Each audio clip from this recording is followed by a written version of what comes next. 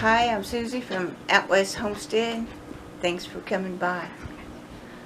And I want to show, I got another birthday card from Nona Grace. And I just want to say thank you very much. I really appreciate that. Taking time out, sending me that card. There it is. Thanks a lot. I was really surprised to get that. We was on the hike in the foothills, and when we come home, there it was in the mailbox. So thank you a lot. I really appreciate it. So today we'd like to talk about when we went down into the Guadalupes. We used to go down there once in a while, and Bill can tell you a lot more about it. Well, yesterday when we were looking at those grinding holes, we've seen them many times, but it made me remember we made a few trips in the Guadalupe Mountains, and they're just about due east of Carlsbad Caverns, and it's a remote area. Anybody that comes through there, if they're looking for remote areas to hike in, there's a lot of territory there that's remote. Primitive camping, there's maybe one campground in the area, but most of it would be primitive camping, what they call primitive. But anyway, it's pretty bad country for the horses. We don't like to take the horses in there. There's a lot of mescal cactus and small ones,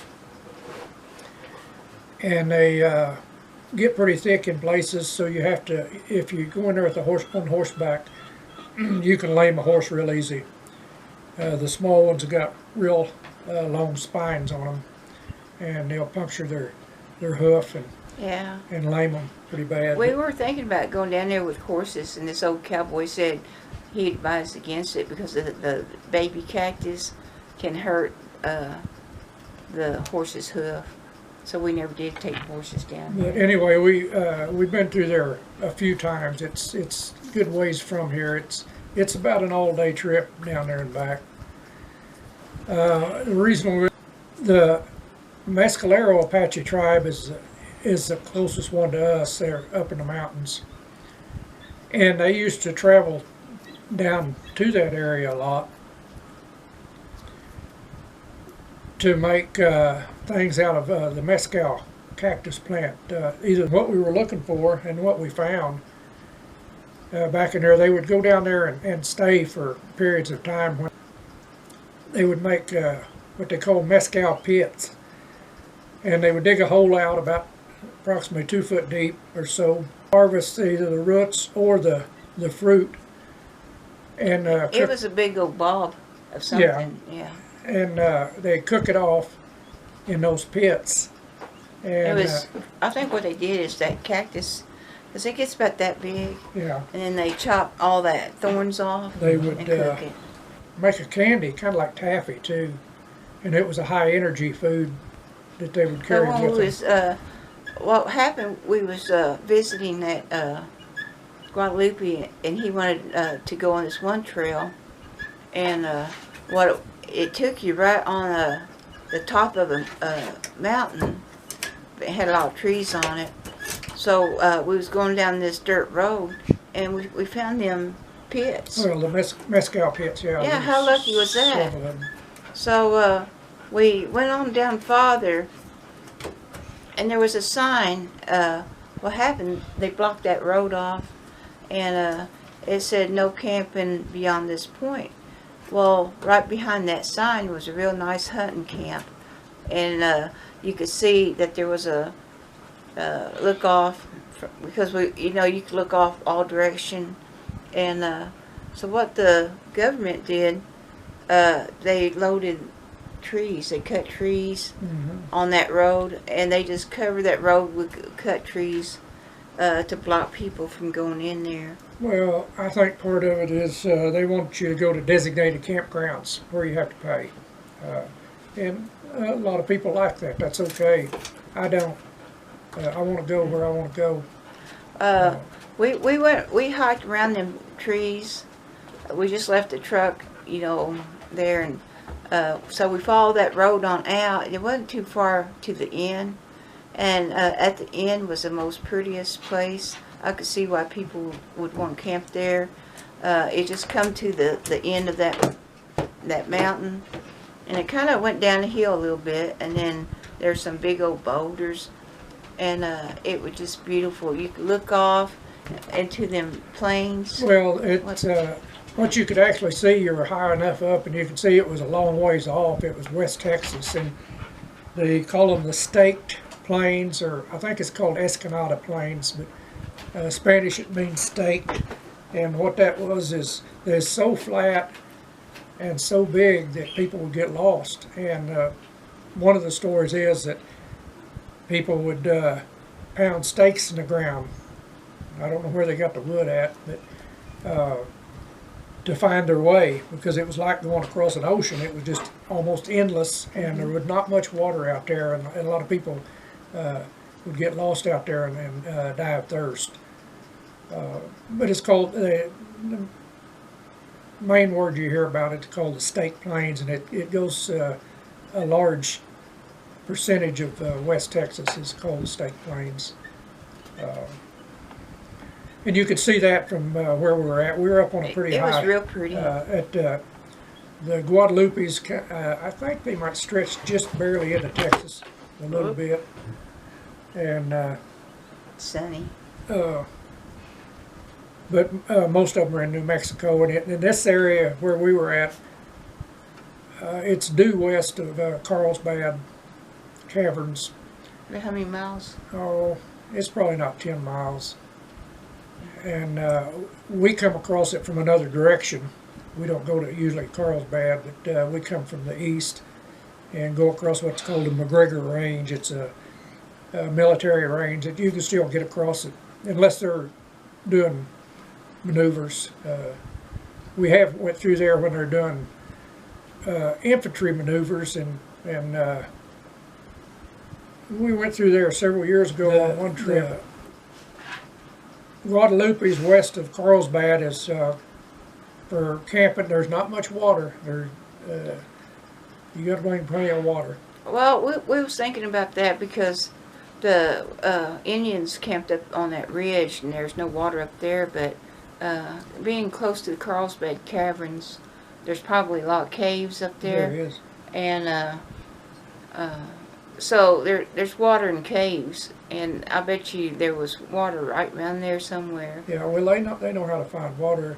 I think one of the trips we made down there, before that, sometime before that, they had a big fire, and it uncovered a lot of caves. It did. There's a lot of caves in that part of the country, and they're probably connected to Carlsbad Caverns. I don't know for sure, but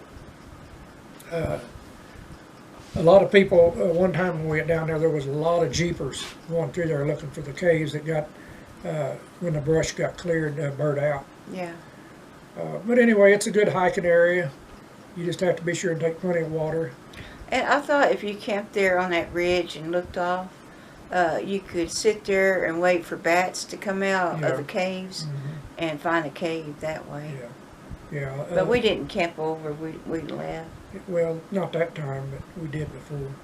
But yeah, it was fun to explore that. I just didn't like that the government just putting all that trees, just wasting trees, just cutting them and putting them on that road.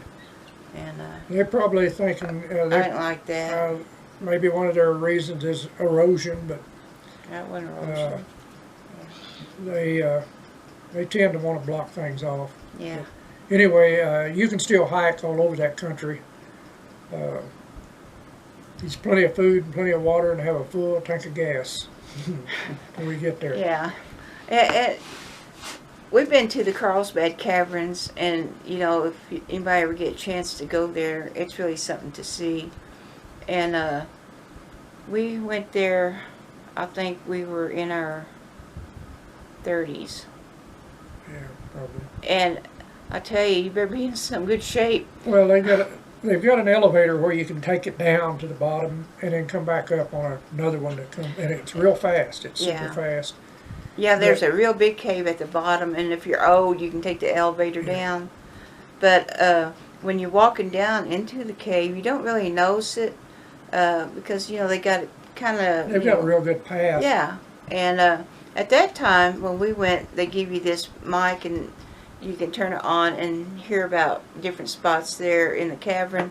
They tell you stuff, and plus you could see down, like, a lower level, which looked kind of scary. Yeah, we walked all the way down. Yeah. And you'd be sore the next day. Yeah, back of my legs was so sore, and so, you know, you need to know how to walk because muscles get sore. But that is really an interesting place to see. It's nice if you're traveling within any reasonable distance of that area, traveling through. It's a once in a lifetime at least. It's so pretty and big, and I would just take my time walking on it, you know, walking down in there.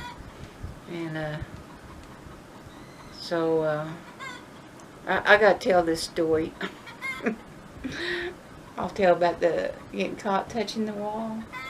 Well, they're really particular about leaving, I guess, fingerprints or touching stuff and disturbing the natural geography in there. And we were going down and you were leaning, touching the wall or feeling it. Well, there was a sign that said, "Don't touch the wall." So it's a little narrow place you go in. And so my youngest daughter, she gone through there and she touched the wall. And I thought, well, I'm going to touch that wall too. I feel it. Because you're not by walls. That's the only place you're just real close by walls. And there was a ranger on the other side. And I don't know.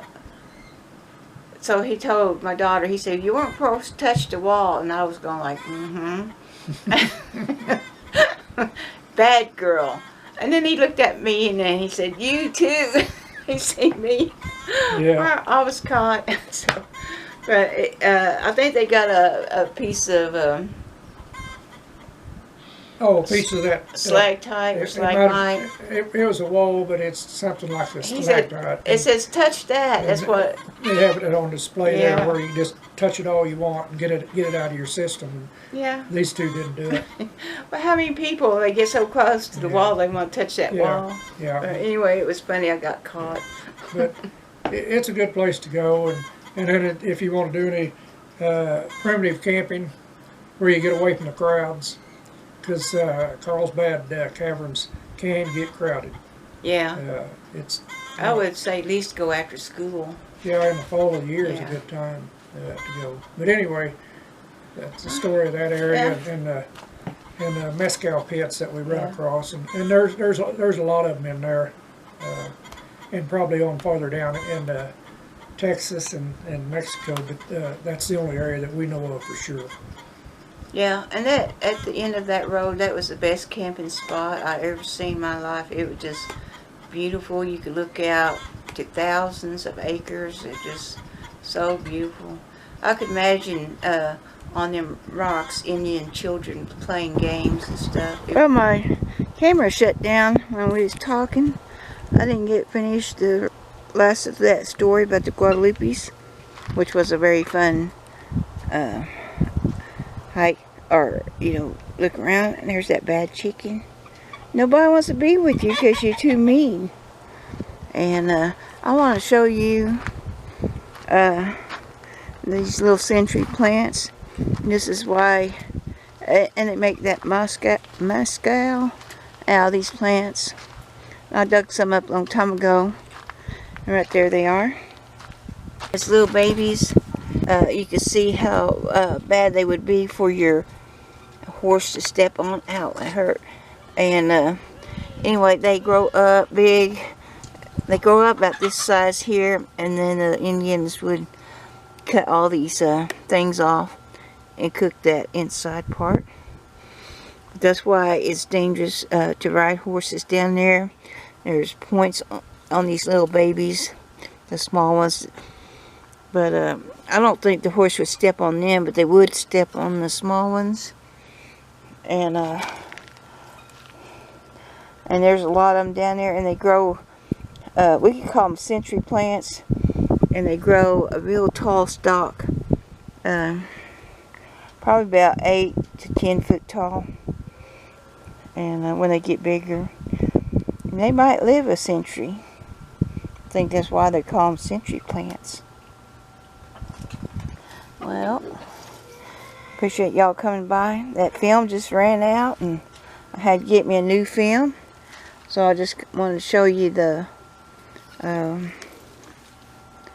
century plant that the Indians would cook up, make something out of them.